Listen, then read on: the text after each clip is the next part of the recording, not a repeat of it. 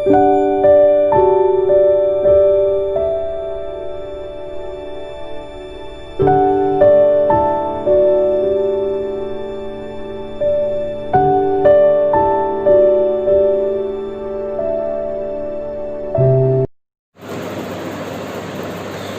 students, in this video I will explain the role of data administrator and database administrator in an enterprise.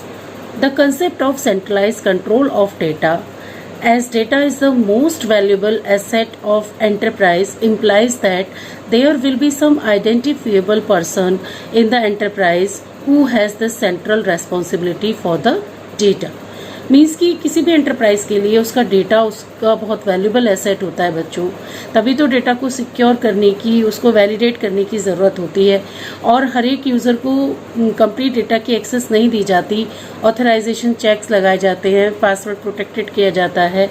तो इस तरीके से data को secure रखना, उसको कंट्रोल रखना बहुत ज़रूरी है। तो अब चूंकि जैसा कि फाइल सिस्टम में था, ऐसा डेटाबेस सिस्टम में नहीं है। डेटाबेस सिस्टम में सारा डेटा एक जगह पड़ा है, सेंट्रलाइज्ड है डेटा, और वहाँ से उसे मल्टीपल एप्लीकेशंस एक्सटर्नल यूज़र के थ्रू उसको एक्सेस कर रहे हैं। तो चूंकि डेटाबेस हमारी सेंट्रलाइज प्लेस पर लोकेटेड है, तो एक ऐसा आइडेंटिफिएबल पर्सन चाहिए किसी एंटरप्राइज का जिसकी सेंट्रल रेस्पॉन्सिबिलिटी डेटा के लिए हो। मीन्स कि डेटा, कौन सा डेटा स्टोर करना है, कैसे स्टोर करना है, क्या ऑथराइजेशन चेक्स लगाने हैं, पॉलिसीज कैसे बनानी है डेटा पर, ये सारी चीज़ें अप्लाई करने के लिए एक आइडेंटिफिएबल पर्सन होना चाहिए जिसका ओवरऑल रेस्पॉन्सिबिलिटी डेटा के लिए हो, डेटा पर कंट्रोलिंग की हो। तो that person is the data administrator, DA short form में, एब्रीवेटेड फॉर्म में इसको DA बोलते हैं। A person at senior management level is that a manager, not an IT professional who understands data and needs of the enterprise with respect to data. He has the central responsibility to decide what data should be stored and establish data maintenance and data security policies. And a technical person, IT professional responsible for implementing the data administrator's decision is database administrator, जिसको हम short में DBA भी कहते हैं। The job of DBA is to create actual database and to implement technical controls needed to enforce the various policies decisions made by data administrator. Thus, DBA is responsible for the overall control of database system at technical level. तो यहाँ पे समझेंगे बच्चों कि database अब हमारी centralised है, means कि एक जगह डेटाबेस है, सारा डेटा एक ही जगह पड़ा हुआ है, और डेटा किसी भी एंटरप्राइज की बहुत वैल्यूबल एसेट है और उसको सिक्योर करना, उसको कंट्रोल करना बहुत ज़रूरी है। तो एक ऐसा आइडेंटिफिएबल पर्सन जिसका सेंट्रलाइज कंट्रोल हो डेटा के लिए, जो किसी एंटरप्राइज की डेटा के बारे में सारी जानकारी रखता हो, उसको ये पता हो कि कौन सा डेटा स्टोर करना है और किस तरीके से डेटा पर मेंटेनेंस और सिक्योरिटी पॉलिसीज़ को एस्टेब्लिश किया जाएगा, ये सारी बातें वो अच्छे से जानता हो और डेटा के बारे में उसको फुल राइट्स भी हो, तो ऐसा पर्सन डेटा एडमिनिस्ट्रेटर कहलाता है। दो तरीके के आइडेंटिफिएबल पर्सन होते हैं जिनका सेंट्रलाइज कंट्रोल होता है बच्चों डेटा पर किसी भी एंटरप्राइज में, data administrator and database administrator. जो डेटा एडमिनिस्ट्रेटर है वो एक तरीके से सीनियर मैनेजमेंट लेवल पर कोई पर्सन होगा जिसको और एंटरप्राइज के कंप्लीट डेटा के बारे में जानकारी है।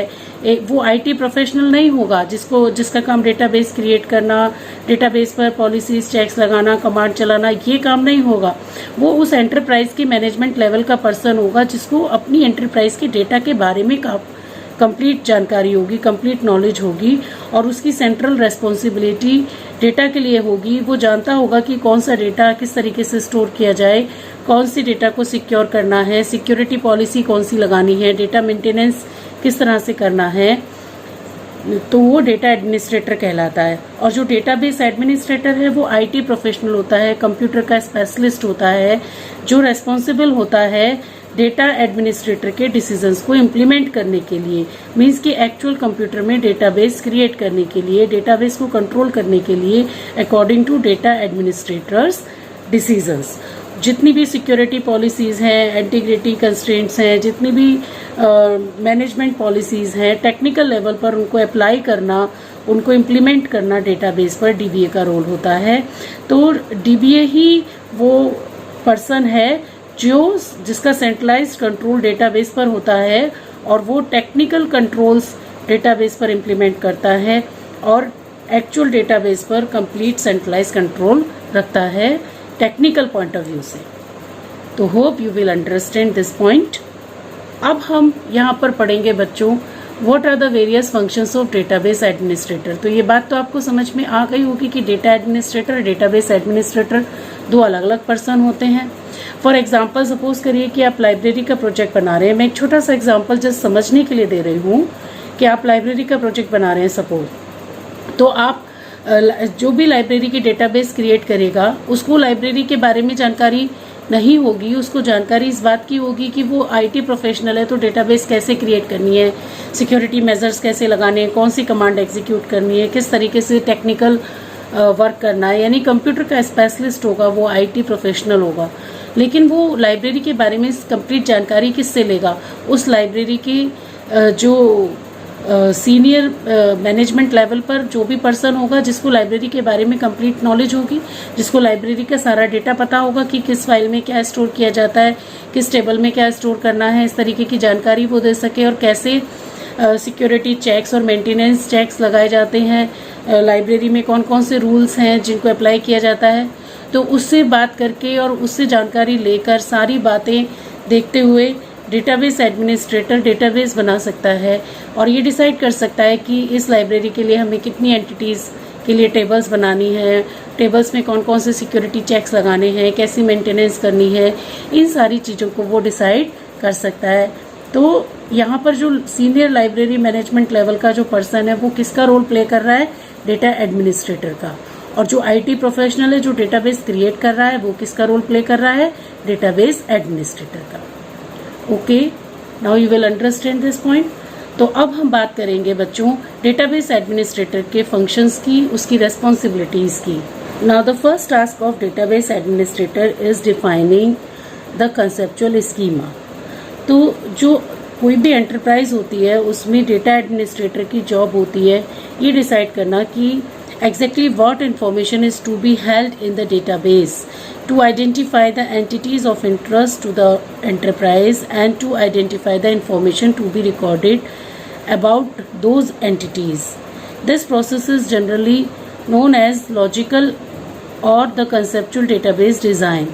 Once the data administrator has decided the content of the database at an abstract level, then the DBA will create the corresponding conceptual schema using conceptual data definition languages. Means कि जब data administrator किसी भी organisation में ये decide कर लेता है कि क्या कंटेंट डेटाबेस में स्टोर होने हैं, मीन्स कि उसकी लॉजिकल डिजाइनिंग कर लेता है कंसेप्चुअल लेवल पर, एब्स्ट्रैक्ट लेवल पर, तो फिर डेटाबेस एडमिनिस्ट्रेटर की रेस्पॉन्सिबिलिटी बनती है कि किसी भी डेटाबेस लैंग्वेज का यूज करके जैसे कि एसक्यूएल का यूज करके, उसमें कंसेप्चुअल डेटा डेफिनेशन लैंग्वेज का यूज करके, उसकी कमांड्स का यूज करके जो डेटा एडमिनिस्ट्रेटर ने कंटेंट डिसाइड किए थे उनको इम्प्लीमेंट कराना। मीन्स कि जो भी एंटरप्राइज की एंटिटीज थी जिसके बारे में इंफॉर्मेशन स्टोर करनी है उनके करस्पॉन्डिंग टेबल्स बनाना, उनमें उन फील्ड्स स्टोर करना, उनकी स्ट्रक्चर क्रिएट करना, उसको डिज़ाइन करना, उनकी रिलेशनशिप एस्टेब्लिश करना, ये सारा काम डेटाबेस एडमिनिस्ट्रेटर का ही होता है।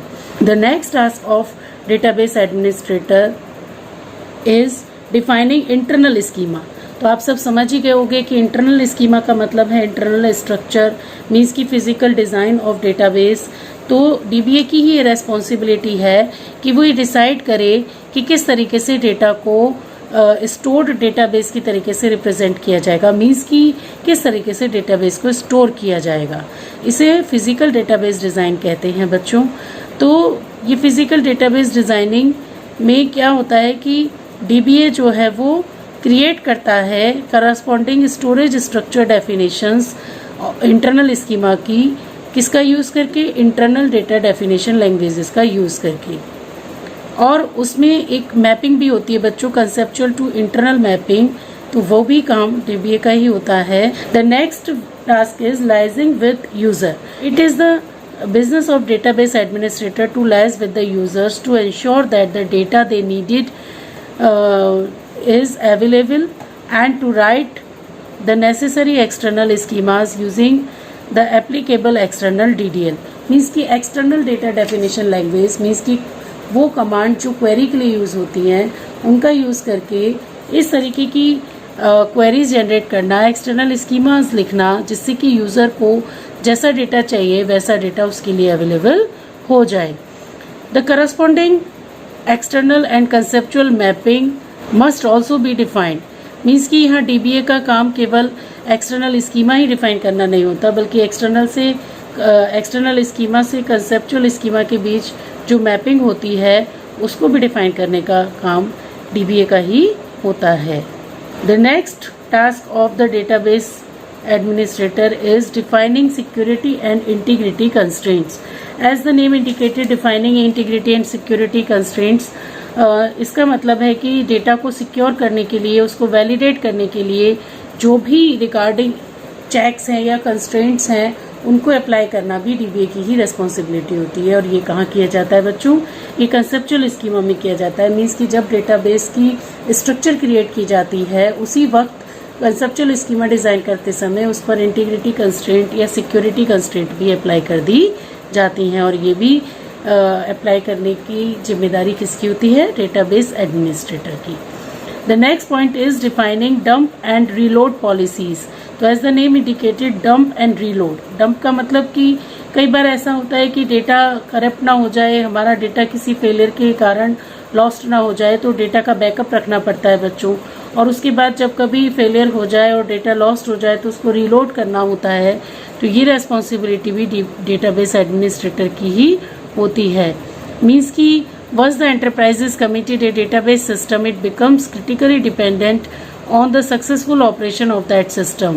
In the event of damage to any portion of the database caused by human error or any failure in the hardware or the operating system, it is essential to be able to repair the data concerned with the minimum of delay and with as little effect as possible on the rest of the system. For example, availability of data that has not been damaged should ideally not be affected.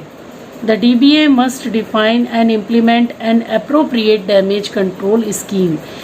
Means periodic uploading or dumping of the database to backup storage and reloading the database when necessary from the most recent dump.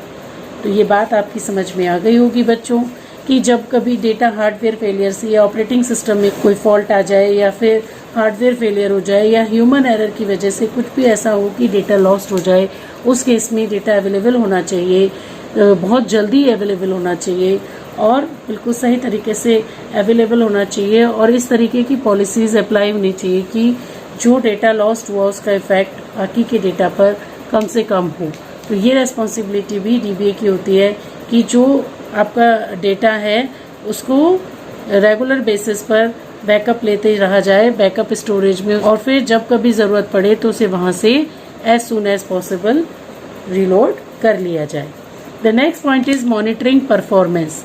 Six task of the database administrator is monitoring performance.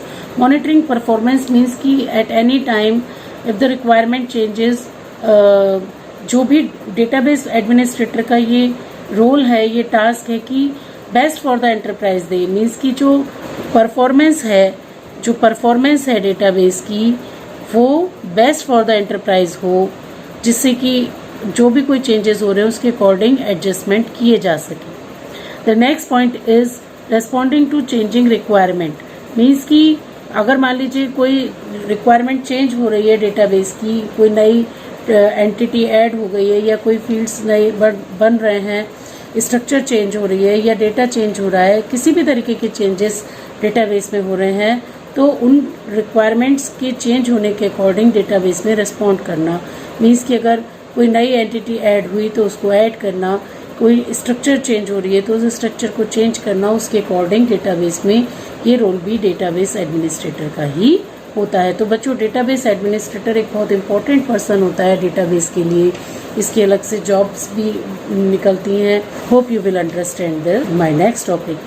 will be data dictionary.